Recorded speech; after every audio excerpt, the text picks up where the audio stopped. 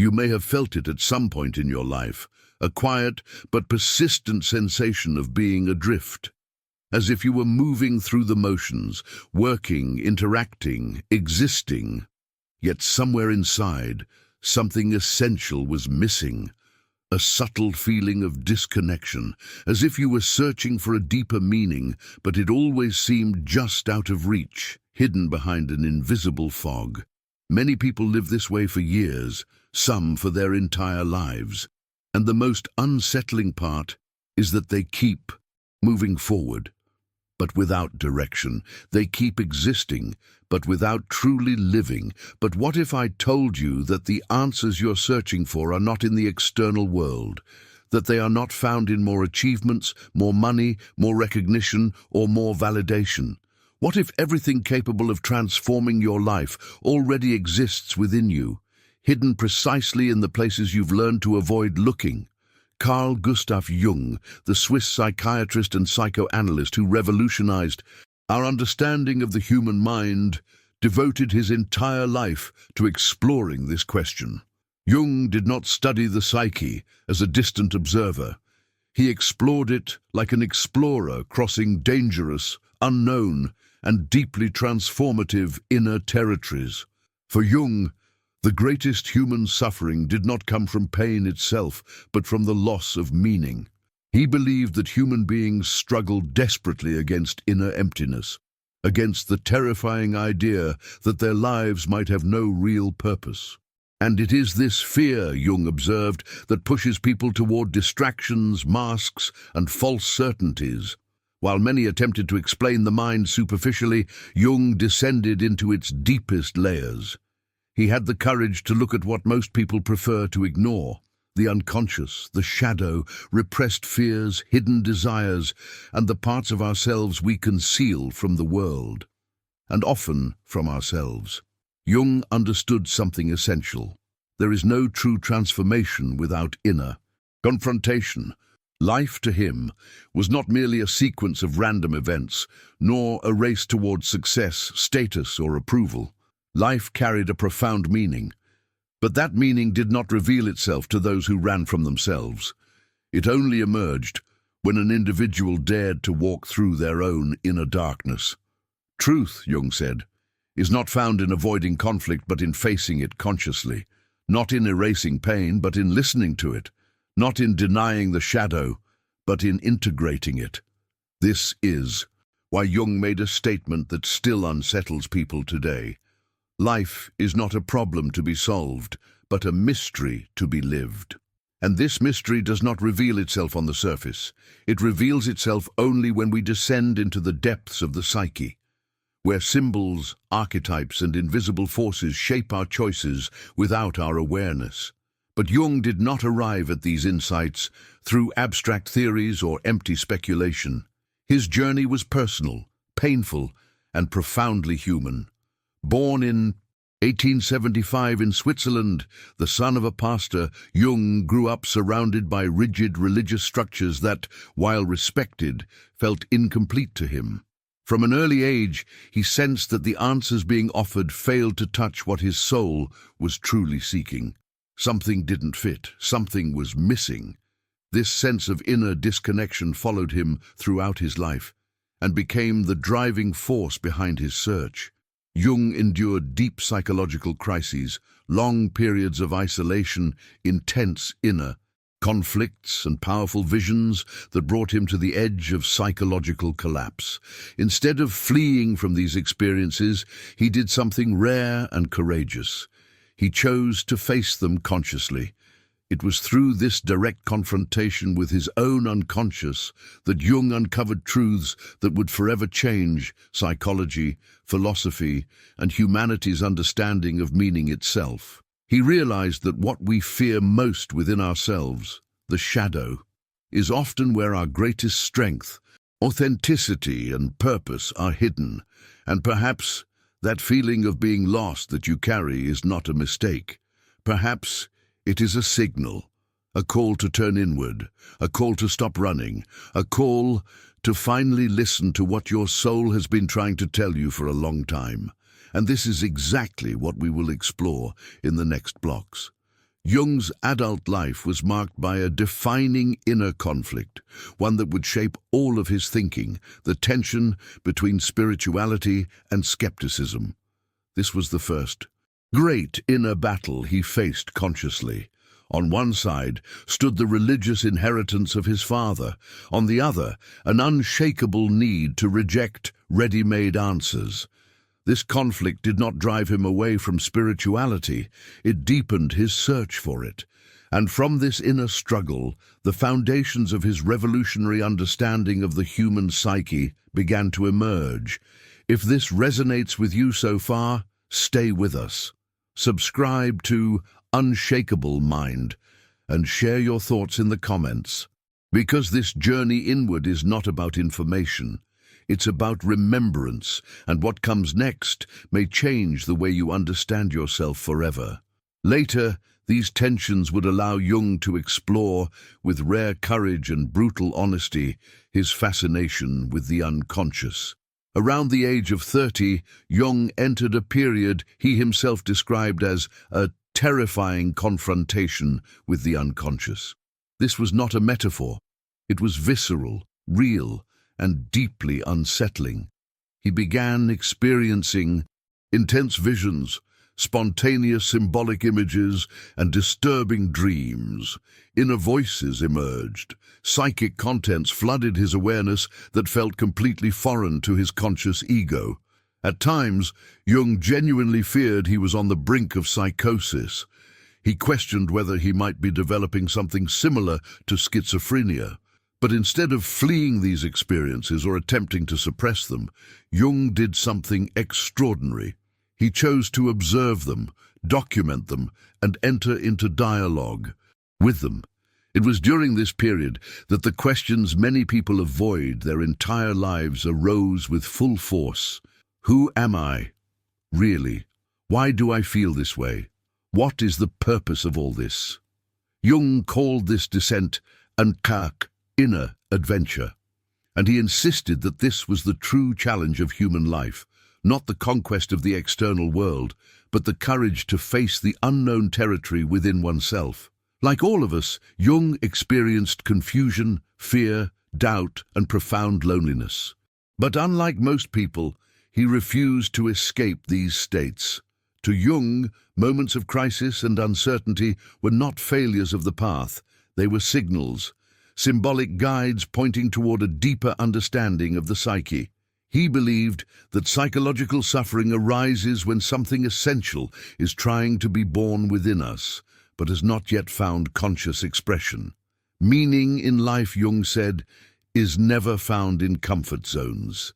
It is forged through confrontation with fear, through honest introspection, and through the willingness to look directly at what has been repressed for years.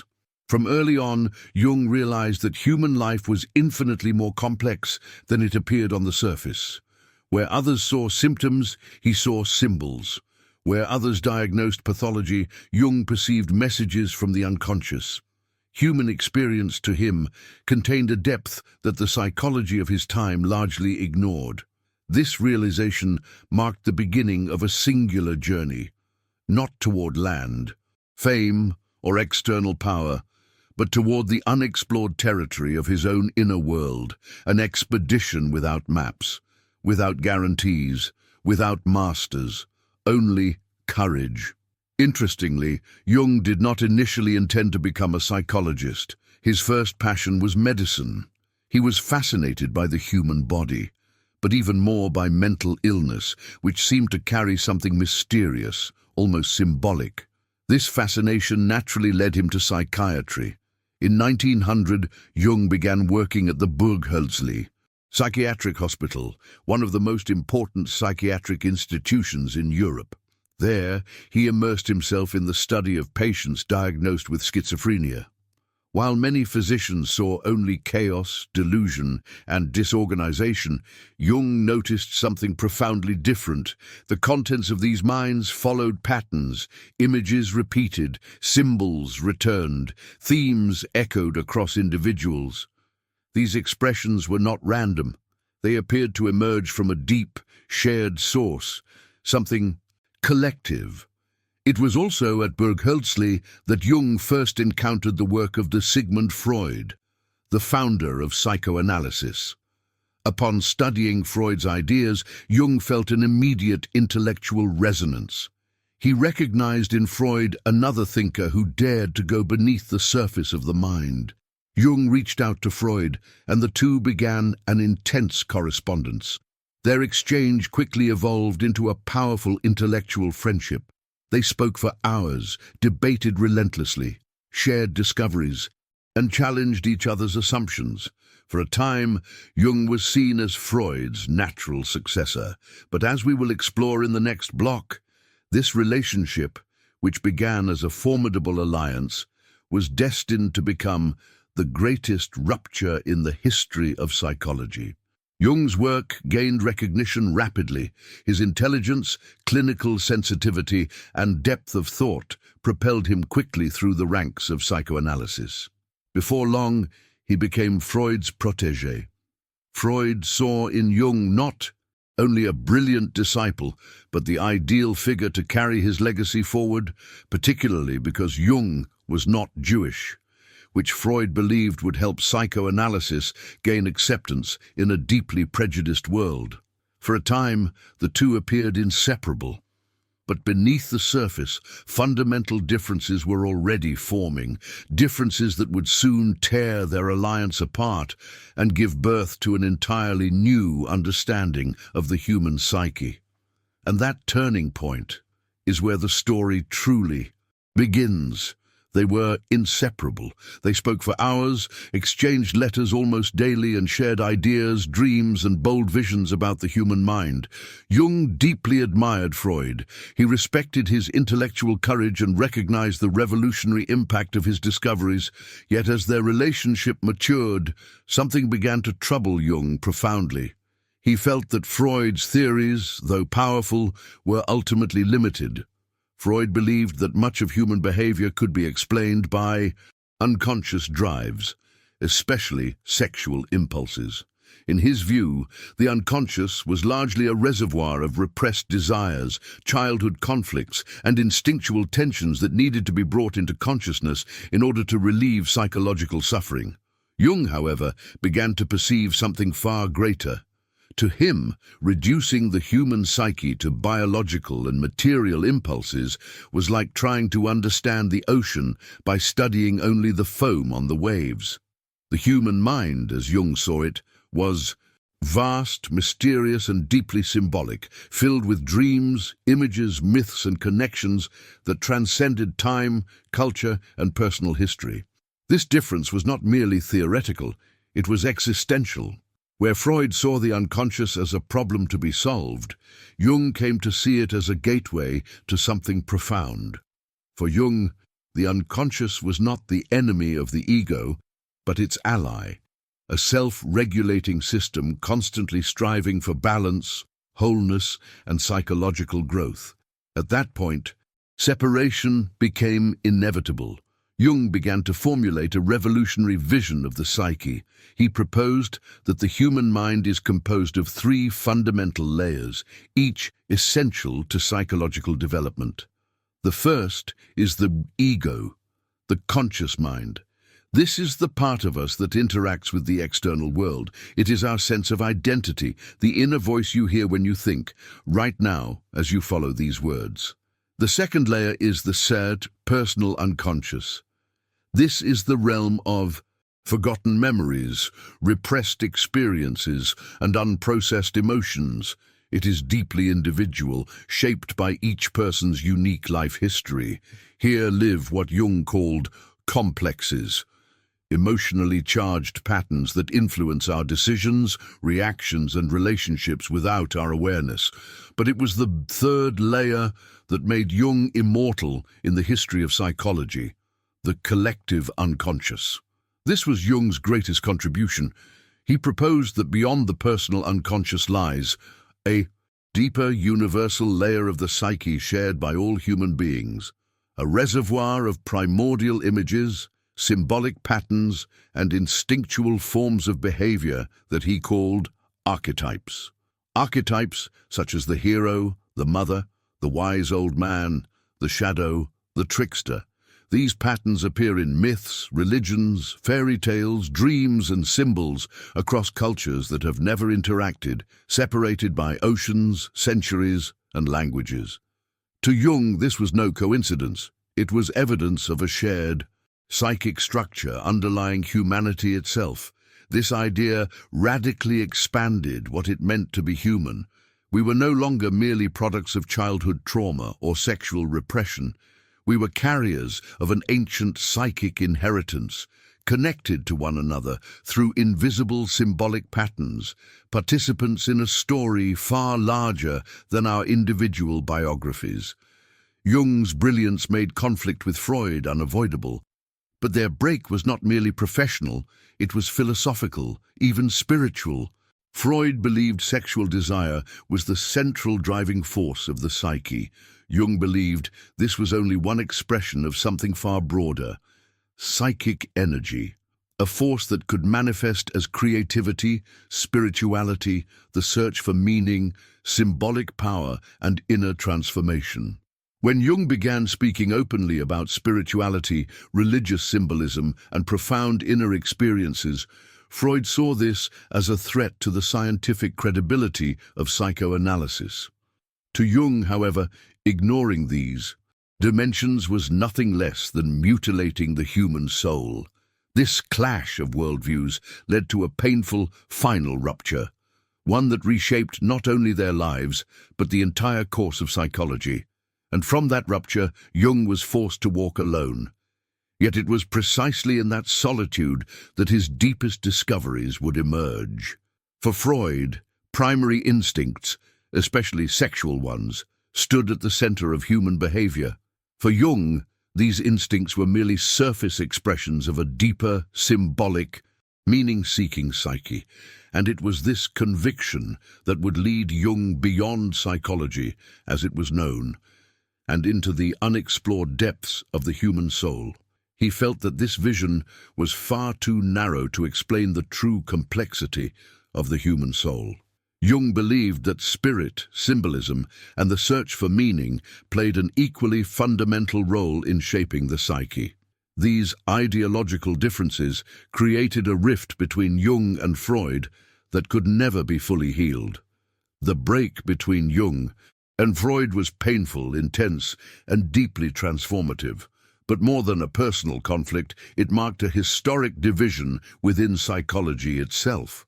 On one side, Freud's legacy continued along its path, becoming what we know today as psychoanalysis. On the other, Jung opened an entirely new road, analytical psychology, a broader, more symbolic, more existential approach, one that did not limit itself to treating symptoms, but sought to understand the deeper meaning of human experience. From that point on, Jung began developing ideas that would serve as an inner map for anyone genuinely interested in self-knowledge. His theories were not simple, they were not comfortable, and they were certainly not universally accepted, but perhaps that is precisely why they remain so powerful and relevant today. Among all of Jung's contributions, one stands out as especially unsettling and transformative: the concept of the shadow. The shadow is one of the central archetypes described by Jung. It represents everything we repress, deny, or refuse to acknowledge within ourselves. It is composed of traits we judge as unacceptable: anger, envy, selfishness, greed, fear. But it also contains positive qualities we do not allow ourselves to own: strength, sensuality, creativity, boldness, vitality, power. The shadow is essentially a psychic storage room where we shove everything that does not fit the image we want to present to the world. But what is pushed out of consciousness does not disappear. It remains alive, active, seeking expression. Jung warned repeatedly, out of sight does not mean out of the psyche. The shadow finds ways to infiltrate our lives, most often through projection. Projection is the act of attributing to others what we refuse to recognize in ourselves. What irritates us, disturbs us, or fascinates us excessively in others is often a direct reflection of our own shadow. Imagine this situation. You're at a gathering and meet someone loud, expressive, unapologetically confident. They start dancing in the center of the room, drawing attention without shame. Something inside you reacts immediately. You feel irritated, uncomfortable. You roll your eyes and think, "I would never act like that." But Jung would ask a disturbing question. What if this reaction is not just annoyance? What if it's a mirror? What if, deep inside you, there exists a repressed desire to express yourself freely, to take up space, to be seen? But that desire was shut down. Early in life, perhaps you learned that being visible was dangerous, shameful, or unacceptable, so that impulse was pushed into the shadow. Now, whenever someone openly embodies what you denied in yourself, the shadow reacts. That is projection. Jung said something profoundly liberating. What disturbs us most in others is often what we most need to integrate within ourselves. As long as the shadow remains unconscious, it controls our reactions, our judgments, and even our life decisions. But when we begin to recognize it, something changes. We reclaim psychic energy, we gain inner freedom, we become more whole. Integrating the shadow does not mean acting on every impulse or becoming someone you are not. It means consciously acknowledging, accepting, and channeling these hidden parts in a healthy way. It is a difficult process, but a deeply liberating one. As Jung famously stated, there is no light without shadow. In the next stages of this journey, you will see that confronting the shadow is not the end of the path. It is the beginning of true inner transformation. The shadow frightens us because it forces us to look directly at what we have hidden, buried deep within ourselves. These are the aspects we learn to reject, deny, or silence over the years. We spend a lifetime pushing them into the depths of the psyche, pretending they do not exist. And yet, according to Jung, this is precisely why so many people feel lost, disconnected, and empty, even when everything looks fine on the outside. Jung revealed a truth that changes everything. The shadow is not evil. It is simply unexamined. The more we flee from it, the more power it holds over us. The more we try to ignore it, the more it governs our lives from behind the scenes. And it is only by turning toward it with courage, honesty, and awareness that we begin to recover our lost wholeness. The more it manifests in distorted ways, through emotional outbursts, excessive judgment, self-sabotage, and repetitive patterns that feel beyond our control. But the moment we turn toward it consciously, something changes. We reclaim energy, we reclaim choice, we reclaim power. Integrating the shadow does not mean acting on every impulse. It means recognizing them. It means bringing into the light what has lived in the dark. And in doing so, we move closer to wholeness. For Jung, confronting the shadow was not a secondary detail of psychological life. It was one of the most essential steps in the search for meaning. Only by facing the parts of ourselves we avoid can we live in a way that is more authentic, more whole, and more true. But Jung did not stop there. He realized that the shadow was not merely a collection of individual flaws, fears, or impulses. It was part of something far greater, a deep and inevitable process he called individuation. Individuation is not about becoming perfect. It is about becoming whole. It is the process through which a person becomes who they truly are, not who they were conditioned to be, not who others expect them to be, not the carefully constructed social image they learn to maintain. To individuate means to integrate all aspects of the psyche, light and darkness, strength and vulnerability, reason and instinct. Individuation is the central idea of Jung's entire body of work. It is the path of authenticity. It is the return to the self. But here is the challenge.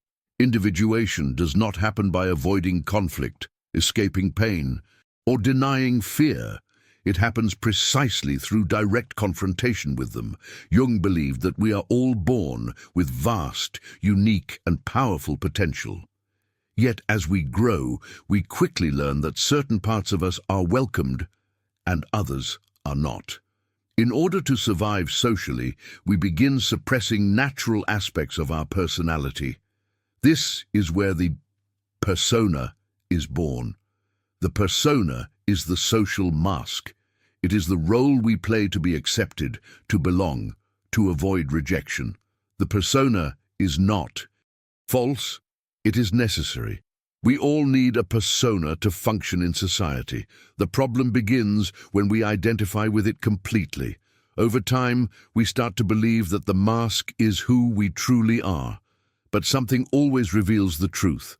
A persistent emptiness, a quiet discomfort, a sense that we are living a life that does not fully belong to us. This emptiness arises because, as the persona grows stronger, we drift further from our true nature. The shadow deepens in darkness. The self grows distant, and life begins to lose meaning. Individuation begins precisely when this tension becomes unbearable, when the mask is no longer enough, when external success can no longer compensate for internal emptiness, when the soul demands attention. This is the breaking point, and it is also the beginning. In the next stages, we will explore how Jung believed that moving through this process, integrating the shadow, loosening identification with the persona, and reconnecting with the self, is not a psychological luxury, but a profound necessity for anyone who wishes to live with meaning, vitality, and truth. Individuation is exactly this: removing masks, confronting the shadow, and embracing one's own complexity. It is a demanding process, often uncomfortable, because it forces us to face parts of ourselves we would rather ignore. It requires confronting painful memories, unresolved experiences, and aspects of our personality that society taught us to hide in order to be accepted. Jung warned that when we avoid this journey, something inevitable happens. We project our inner conflicts onto the outer world. We begin blaming others, society, fate, or the system for what we cannot accept within ourselves. What is not recognized internally reappears as an external problem. But when we dare to embrace our complexity, when we integrate light and shadow, strength and fragility, something profoundly transformative occurs. We begin to experience inner peace. Purpose stops being an abstract idea and becomes something lived. Life starts to make sense, not because it has become perfect, but because it has become true. One of Jung's most revolutionary ideas emerges at exactly this point: the collective unconscious. Unlike Freud, who viewed the unconscious primarily as a personal repository of repressed desires, Jung proposed that beneath the personal unconscious lies a deeper, shared layer of the psyche, a universal psychic field that connects all human beings across time, culture, and history. And it is within this vast inner landscape that the deepest forces shaping our lives silently operate. Jung argued that beneath the layer of repressed personal experiences, there exists something far deeper, a universal unconscious shared by all humanity. This collective unconscious is not formed through individual life events. It is inherited. It is part of our psychic structure in the same way the body inherits physical traits.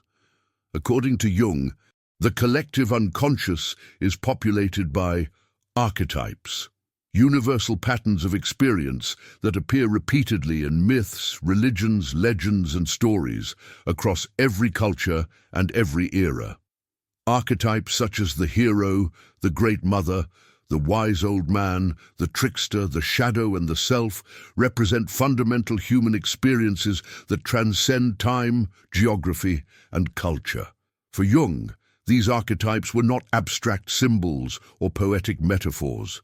They were living forces within the human psyche. Deep energies that shape our thoughts, dreams, emotions, and behaviors, often without our conscious awareness. When we dream, when we feel an unexplainable calling, when we repeat certain life patterns, we are often responding to these archetypal forces at work within us. To recognize these patterns in ourselves is to gain something extraordinarily powerful: understanding.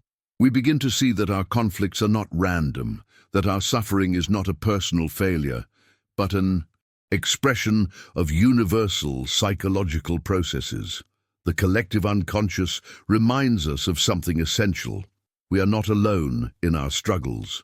The experiences we live through, the crises we face, the inner battles we endure are part of a much larger human story. We are connected to those who came before us and to those who will come after.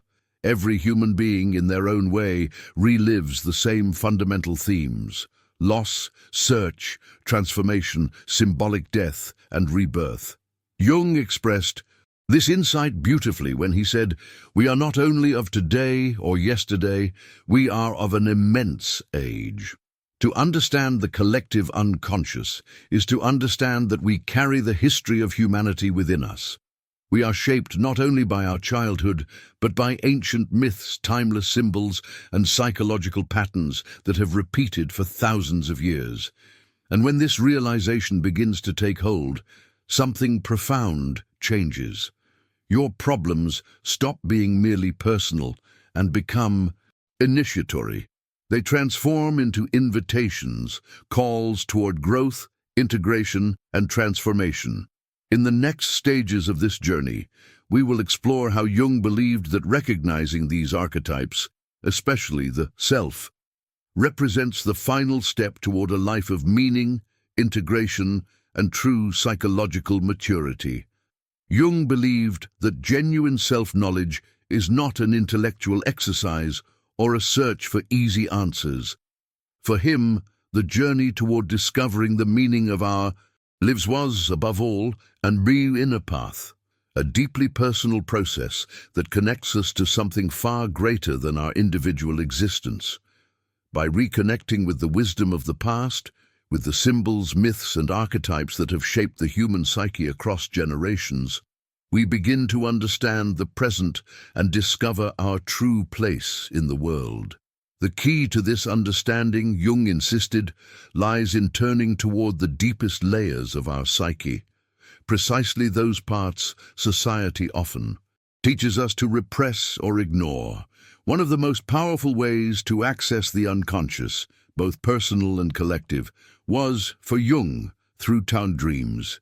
Dreams were not random images or leftover fragments of daily thought. They were gateways into the deepest layers of the psyche, where the unconscious communicates through symbols and metaphors. Each night, as we fall asleep, we enter a symbolic realm where our fears, hidden desires, and unresolved conflicts unfold before us. But dreams do more than replay personal struggles. They reveal archetypes in motion, the fundamental forces of the collective unconscious shaping human experience. Jung saw dreams as representations of our inner journey, the hero setting out toward transformation, the confrontation with the shadow, and the ongoing search for wholeness. To analyze dreams for Jung was not about finding simple explanations or quick solutions. It was an invitation into dialogue with the unconscious, a process of learning, to interpret the messages it sends. Through this dialogue, we are guided in our personal growth, encouraged to face our fears, reclaim our potential, and move steadily closer to totality, the integration of who we truly are, the wholeness of the psyche. Jung's ideas challenge us to rethink what it truly means to live a life of purpose. He reminds us that life is not about avoiding discomfort or chasing external validation. The journey he proposes is not superficial.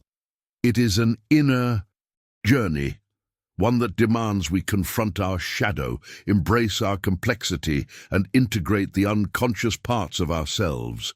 When we do this, we don't find only personal fulfillment. We become part of something far greater, a shared human experience that transcends time, culture, and geography. Through this inner journey, we reconnect with the wisdom of the collective unconscious, with the archetypes that bind all of humanity together. And in doing so, we begin to discover our place within the greater narrative of existence. Jung teaches us that the true journey is the journey back to ourselves. It is not easy, it is not fast. But by walking this path, we find not only meaning and purpose, but also the freedom to be who we truly are, whole, authentic, and finally in harmony with the flow of life. For Jung, the true meaning of life is not something found outside of us, not in external achievements, social approval, or worldly success.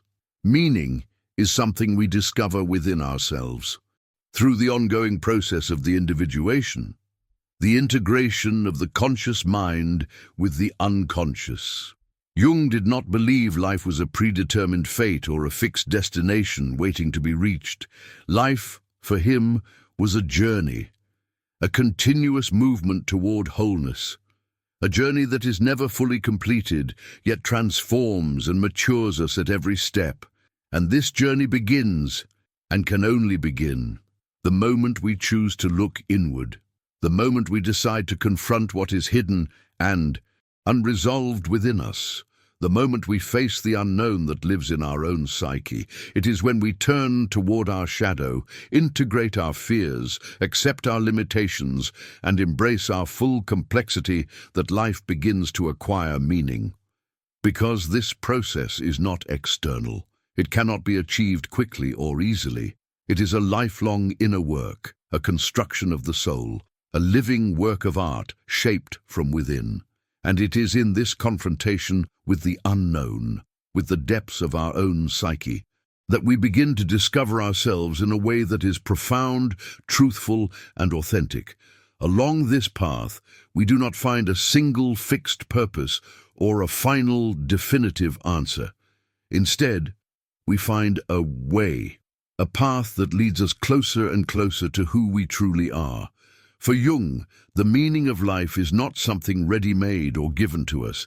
It is something we create, something we build internally as we live, as we face our shadows, and as we open ourselves to the light.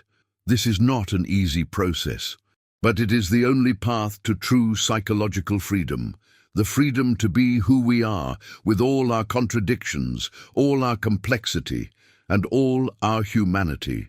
So if you feel lost, disconnected, or searching for a deeper sense of meaning, understand this. The search is not outside of you, it begins within you. The moment you choose to look inward, to face your fears and your shadows, and to listen to the wisdom that has been waiting quietly inside you all along. This is the true journey, a return to wholeness. Jung invites us to walk this path, to embrace the inner journey, to live with integrity and authenticity, not as a task, but as a daily experience. Because life is not about finding the answer. Life is about living the question, and in living it fully, discovering who we truly are.